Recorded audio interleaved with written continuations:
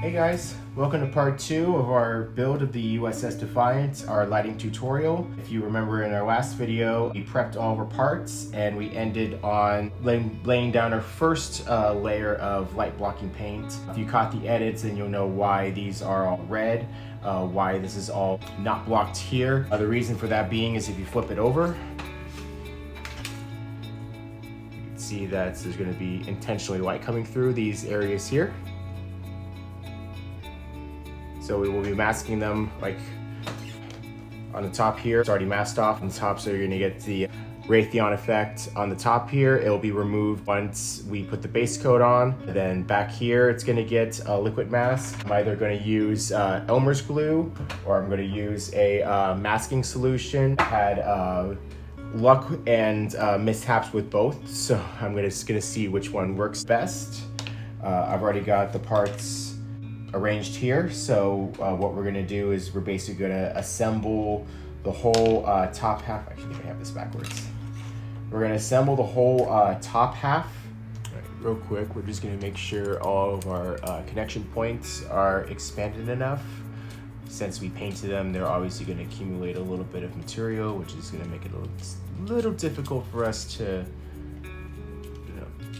close it, reopen it, test fit and all that, because you're not gonna just put this in V1 and done. No, you're gonna be test fitting this a couple times just to make sure everything works, everything fits, because you could be sandwiching this together and oh no, the wires are coming out. So you don't have enough room, so you're gonna have to make adjustments. And if you sandwich it all together now, you're gonna be in a world of hurt. You're gonna be warping your plastic, you could be destroying it. So let's just do this here.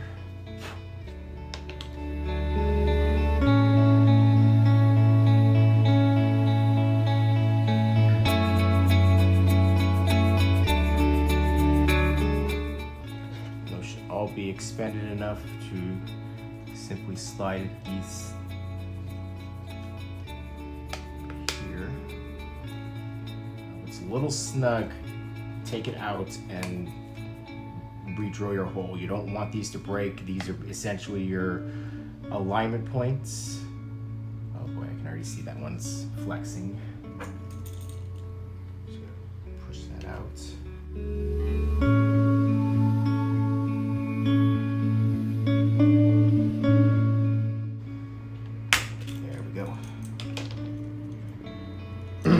Also, having extra paint on here is another reason to expand these holes. Otherwise, you're just gonna have to sand off the paint. Yeah, that one's flexing, so I'm gonna make sure next time I put it in, it's gonna fit.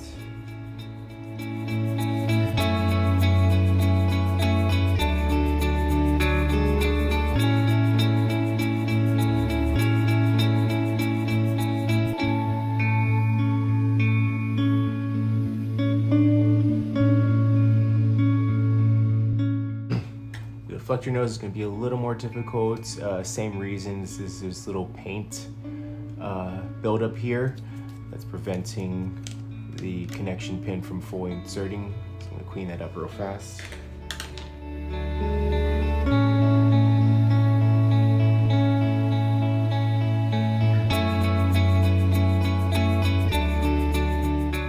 Now, obviously, I chipped off whole bunch of that light blocking paint.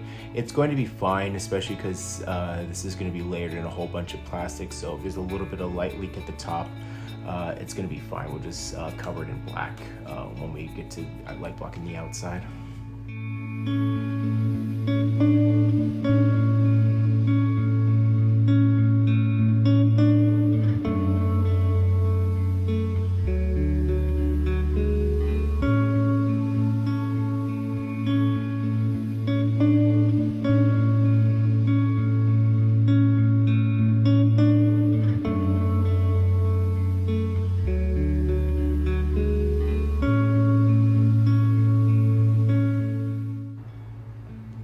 So I sanded off a little more material here, so it basically fits here, friction fits. I'm going to of course reinforce it with more cement. From this point, where we're going to start building our LEDs. But first, I'm going to show you all the different types of LEDs I'm going to use, so you know which one that I'm going to use, which ones you could use. There really is a wide variety depending on how detailed you want to make this model. All right, now the general assortment of lights that I use is high density 12-volt LED strips, as you see here. Essentially for anything that's internal lights, so wherever you're going to be distributing a bunch of light. So for the Defiant, where we would be putting an LED strip would probably be here in the center. That little amount, what I consider 2 sections.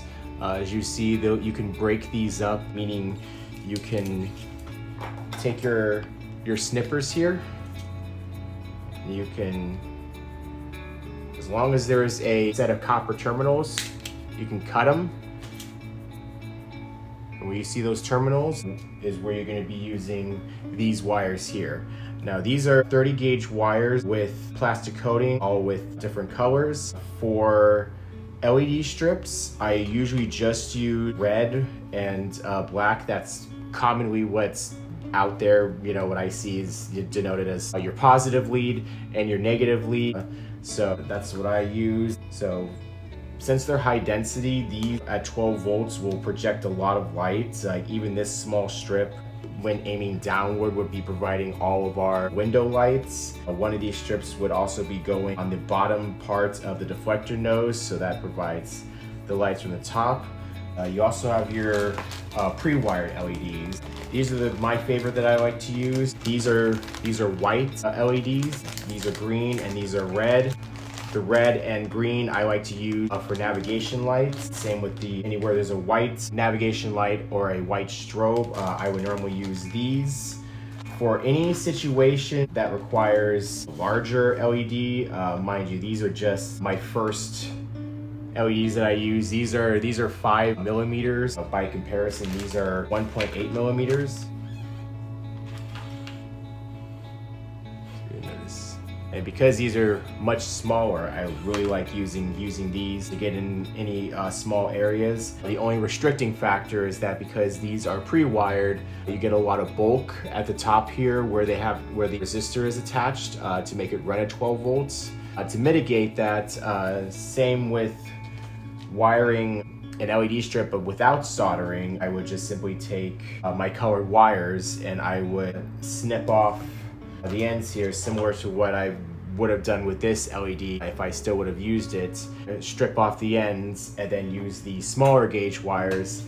That way, wherever you have to have your wires travel, like here I have a couple small areas here carved out and I have a really small channel carved out here. Even one of these wires is going to have a hard time fitting. So usually with these, I either go with the small wires, or you can even go a little bit smaller and use magnet wire. This is also considered 30 gauge, and there is like a coating, like a very, very, very thin coating you have to burn off. Usually my favorite way is just simply using a lighter and just burning off the outside of the coating. That'll usually make it capacitive to where you can start attaching wires to it and it will start conducting electricity. Same with this. As long as you don't hold it on too long, you just use the flame to take off a little bit of the coating, just enough to expose the wire, and then you can link your wires that way. For situations where you need something even finer, you would go with what's called SMDs, surface mounted diodes. These are specifically size 0402. I believe it says another size 0603. That's actually, I actually got that size here, but it's not great. So you might be able to see them. They are small, however, I don't like using these because these use a very sort of brittle kind of copper wire to have electricity through.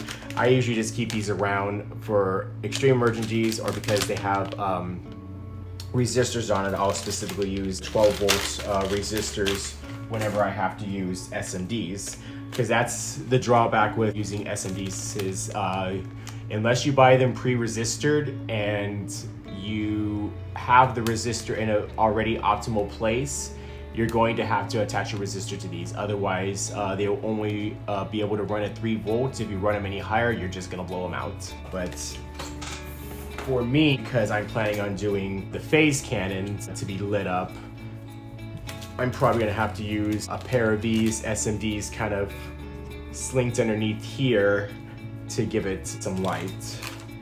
Those are my main sets of lights that I use. The 12 volt light strips, the 1.8 millimeter. I'll use this because I have more colors available. I'll use it if I need different color. You'll also notice that while I indicated that normally these are colored red for positive and black for negative, it's still the case for any color LEDs, still gonna be black. However, the positive connection is just gonna match the color of the LED itself. So that's also another reason why I like to change the colors, because when I map out my wires, I like to keep the colors consistent in terms of where all my positive connections are gonna be. And if I don't have all the negative connections together, say if I'm running strobes or navigation, or if I'm running a special kind of light feature, say if I decide to make the spotlight its own lighting effect and I put that on a switch, I know that the blue wire is what's going to. So that helps me keep track of where all my wires are going, because if I keep them all color coded, I'll know where to figure everything out.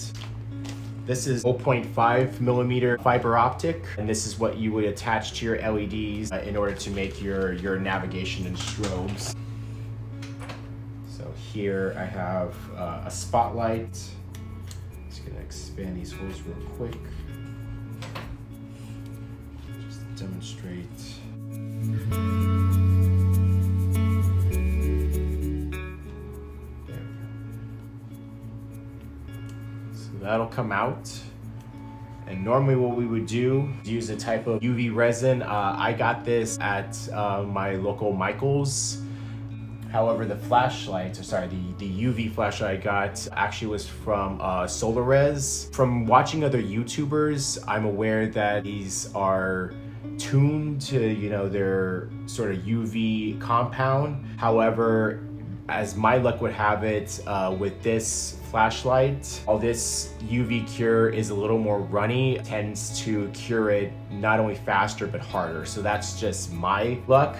However, if you're gonna go with a UV resin for the first time to bond all your lighting components, I would just go with either SolarRes or whatever your local shop has that's attuned with your flashlight, just to make sure everything works. And obviously, because it's ultraviolet light, don't shine it on your skin for too long, you know, don't wanna cause skin damage and all that. Less specialized for this build, but if you choose to go without a control chip like I'm doing here, you can have an assortment of SMDs that can either flicker or blink. I've got blinking red LEDs here, but these are not going to be for this project. This is going to be for future projects, but I just wanted to, for completion's sake, show you other varieties. All right, I'm going to show you real fast how I'm going to wire these. Get yourself decent length. For a model this size, you're not looking for that long of a length of wire. That'll probably do you good. I always give myself a little extra just in case I need to trim later.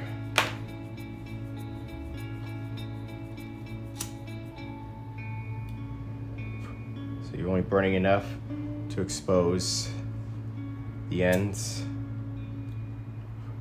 And I only do it with these size wires because my normal wire strippers won't accommodate something this small. I can only cut wires with this size, but I can't strip them, so I have to use a flame source to make it work.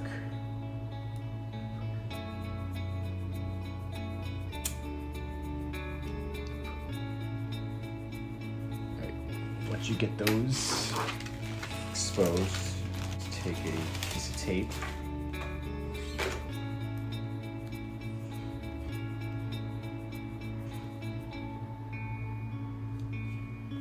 Just secure it like so. So with these strips, you're gonna notice positive and a negative connection. So the red wire is gonna go on the positive side, and the black wire is going to go on the negative side. This is where our soldering iron is going to come in. So make sure it's all heated up. You got your solder. Now I keep my soldering iron tin all the time just because it's sort of getting crusty and rusty or whatever. It needs to usually get recoated, polished, scrubbed off, whatever. So I usually have my holder here, my sponge wet, of course, so you know, you scrape off whatever solder you don't need.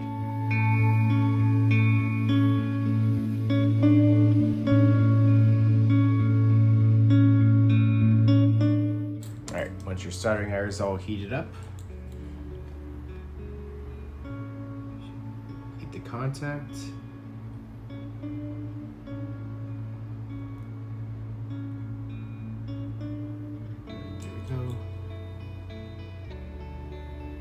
Put the solder on.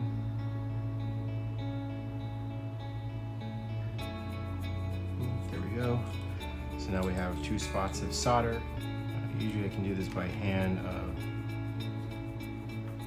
So you're going to take your solder. I'm going to trim that real fast. It's getting too long.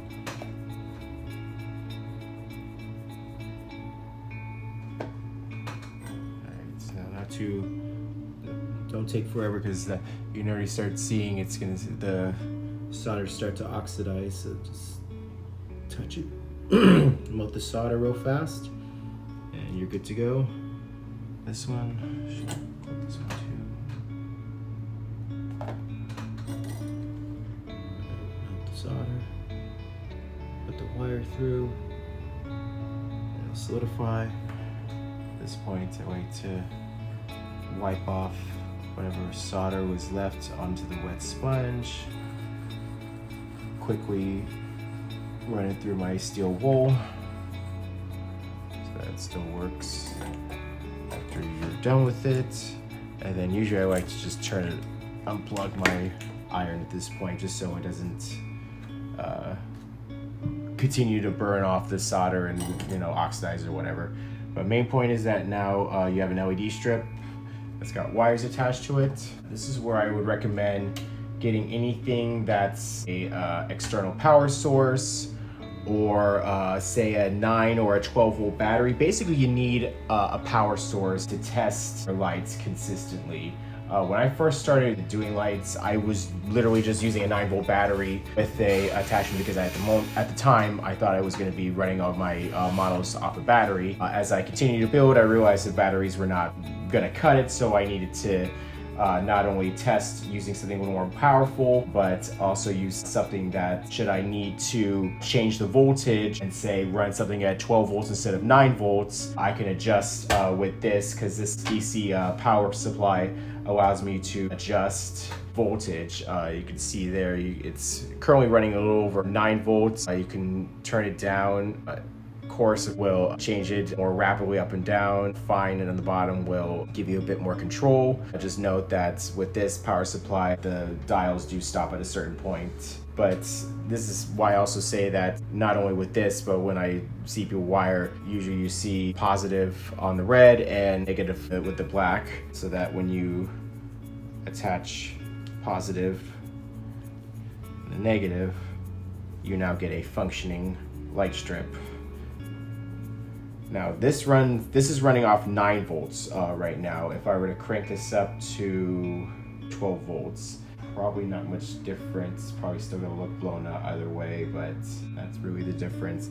Now for reference, I run all my models at 9 volts. My only exception is my Strange New Worlds Enterprise, because I had so many LEDs running through that model, and I believe the control chip I was using may have drawn more power. I had to run that at 12 volts.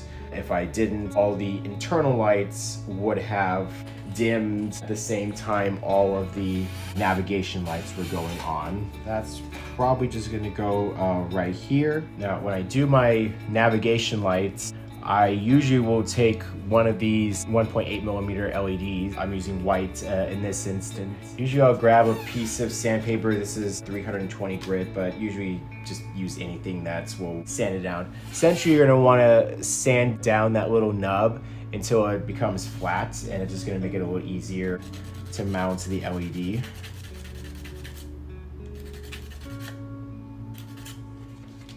Usually you're only mounting one, but if you have multiple navs, multiple strobes that you know you can get in a close area on a single part. I wouldn't say on a sandwiching part, because I've tried my very first nav light attempt on Voyager. When I was putting the saucer together, I had attached fiber optics to the top and the bottom, which made construction a living nightmare. So that's why I usually suggest to mount everything to the half you intend to, and then just when you're ready to put everything together, you just have those last few wires you just need to connect together and then loop through the bottom so that your final assembly is as easy as possible. So we got that going. I'm also going to show you what I do to essentially swap out the wires for these. So as I indicated before, I usually cut off, most of these wires here. If you don't want to have these go to waste, these are still perfectly good. Just strip them and use them for whatever. For me, they're just kind of junk because I have wires to replace them, so I usually just dispose of them. Now that you have wires like this, I usually just take my wire strippers. So strip off enough of the wire.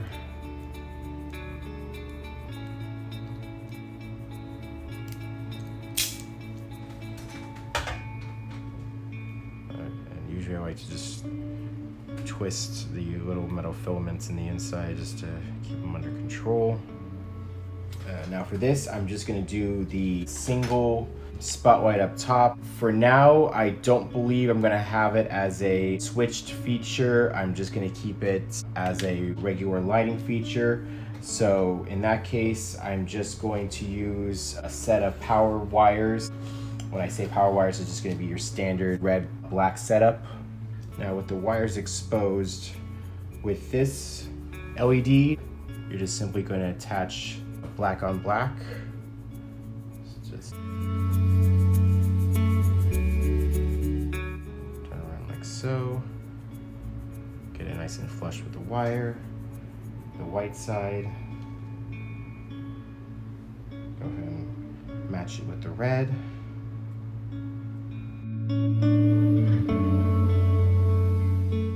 At this point, you got a couple of exposed wires.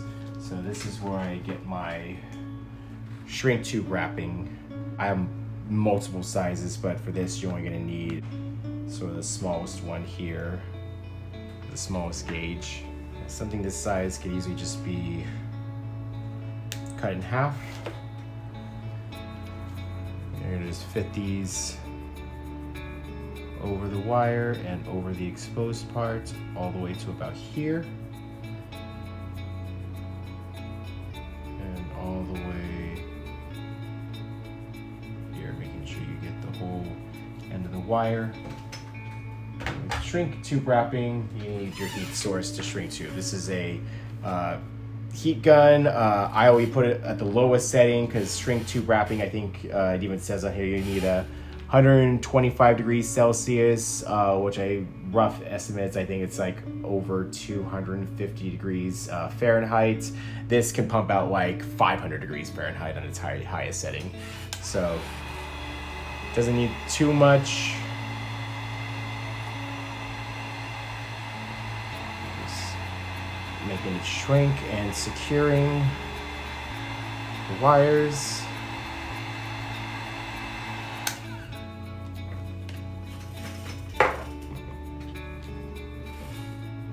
Now, if you yank hard on them, they will unfurl and come out, but at this point, they're secure enough that they shouldn't go anywhere.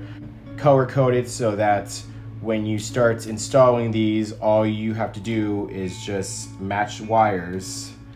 They should work.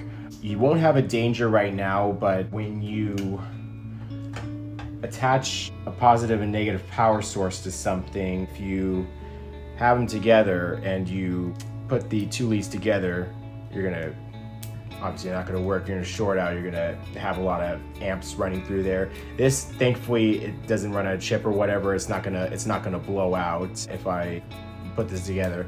But bear in mind this will be a concern when you get to anything that's revolving around control boards, chips. You want to avoid doing that as much as possible. Same when you're wiring, if you got any of these that are connecting with each other on the inside that aren't the same colors, it's just gonna cause a short, and likely you're gonna start smelling something on the inside because something's gonna start burning. So just best to make note of that. Next is attaching a fiber optic. Again, similar to wires, you want a decent amount of lead. So I use my UV resin. So usually I'll drop kind of a dot. Not enough that it runs over, but just enough that it kind of supports itself at a dome. And then usually I turn it upside down. Stick the fiber optic in that resin, then use the flashlight to cure it. Usually this takes about 10 to 20 seconds. Make sure you're not moving.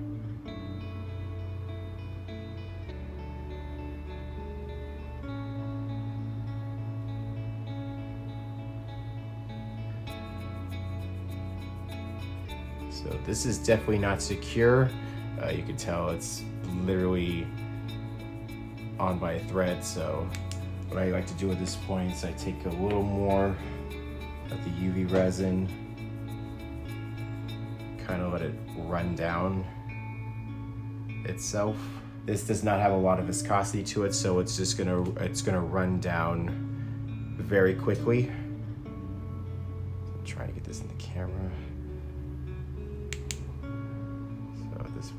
I will now cure it.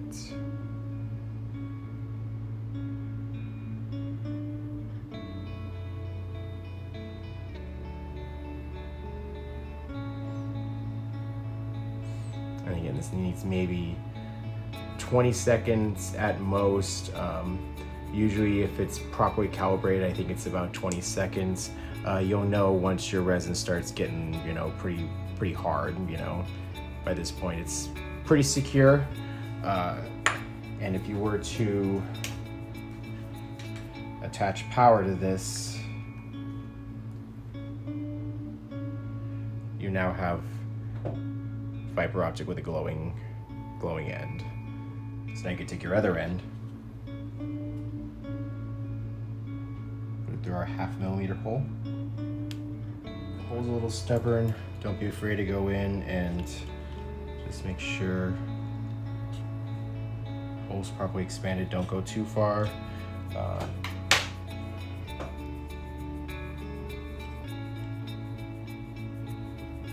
we go.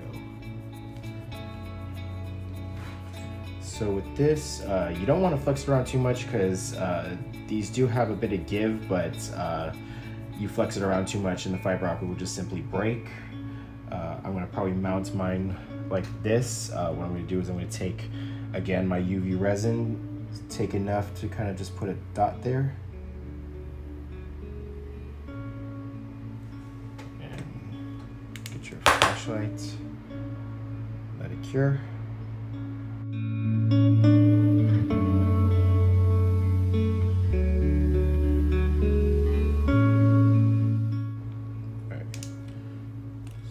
That's cured.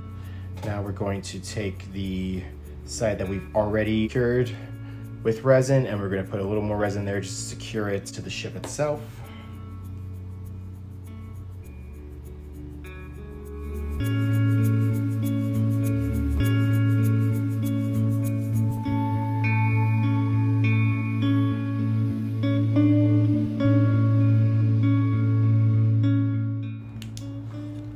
That should be good. So that's our spotlight lights. I'm gonna bend the wires around a little bit just to make sure whatever light source I have from the bottom shining up to these areas can shine through. Likely I might need to put another dot of resin just to secure this, but at this point now I can attach my LED strip. One thing to note is that this is fine being exposed the way it is, because this is a light on top that doesn't need to be blocked. If this was a blinking light, that would be something to be concerned about, because then this blinking light will sort of shine everywhere on the inside and you would be able to see that. If this was a nav, and I'll show it later, basically just take any kind of paint. I got some semi-gloss black here I have on hand, and you're simply just going to be taking a paintbrush and just smothering the whole thing in black paint, just to make sure that doesn't leak light anywhere else. Also, if you have, this is the thing you need to watch out for fiber optics, is that when you have these coming out, try to have something like a cup or a bowl or something that you could set this on, because if you just, set it on top of its fiber optic, chances are you're just gonna break the fiber optic. So I'm going to grab this, set it here. So at this point, I'm just gonna start doing a whole bunch of these lights. I think I've shown the main tidbits on how to create a powered light strip, how to replace wires. For the navs, they're just gonna get the same color because the navs won't be blinking. The strobes will be, the strobes, instead of getting a black wire, will get a yellow wire, and that'll make sense once we attach it to the control board. So I'm gonna do a bunch of this. I'm gonna time lapse it for you, and when we come back, we'll hopefully have a completed top section.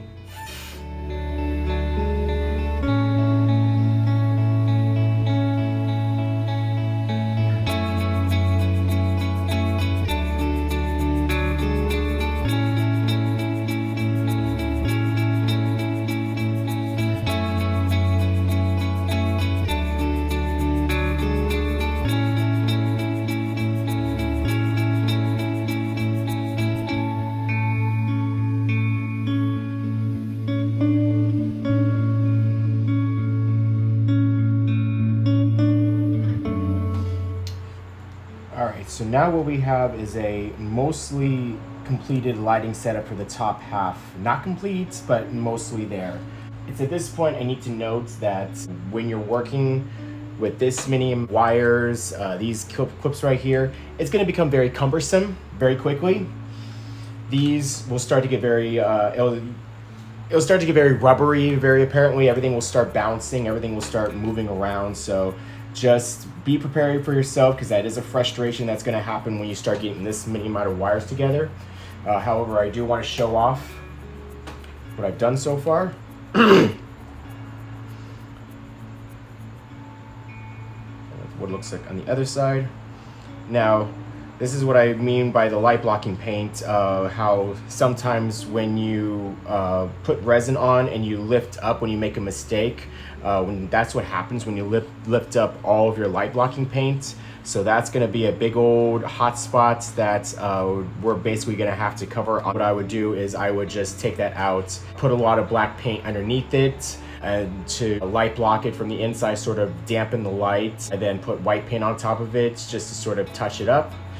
But this is where we're at right now. What we're gonna do is, if everything that's got a fiber optic going to strobes, mainly these here, what we're gonna do is we're gonna take our black paint, we're just gonna cover the entire fiber optic, the whole LED, even the resin that attaching it, because it's also dispersing light. So all that's gonna get covered up as well. And also, of course, make sure you're careful. Don't flex your fiber optics too much, otherwise they will break. This one will not be covered up because it's a spotlight. This is just gonna remain lit, so that can remain uncovered. And in fact, that can help disperse light everywhere else. Same with the impulse engine LEDs. These will of course not be blocked. These are gonna provide lights directly to the back here. And originally I was gonna start putting in the navs for the nacelles here, but however, because the other side has the mounting points for the fiber optics, I think I'm gonna hold off until the bottom part for that. Also, I was planning on using 5mm blue LEDs, however, a large LED to begin with, so I'm probably just gonna go back to, not this one specifically, these are red. I'm just gonna take a white LED and I'm just gonna dip it in clear blue paint, and I'm going to use that for back here. I was originally just going to use white, however, I think with how much I sort of light blocked These pieces here, you can see the clear blue here on this side. However, the rest of it's, you know, black because it's been properly light blocked, and it's white on this side just to prevent hot spots. However, if I were to stick a white LED back behind here like so, the blue pretty much gets washed out with the cool white. So I'm just gonna use some paint, tint an LED, and then just put it in the back here. What I'm gonna do now is I'm gonna start putting in some of these pieces here so that we can start building up the warp nacelles, and then we'll start putting in the LEDs here. These ones specifically are gonna be mounted, as indicated before, like so. So you have the sort of square part protruding out, and then the little nub in the center there, but not so far that it's going to interfere with that Bazard going over it. So I'm going to start installing all of that off camera. In the next video, I'll show off the completed top portion before I start the bottom portion. And then my hope is that the final part will just be the completed assembly, paint, and all that. So with that, I will catch you in the next one. But yeah, I'll see you later.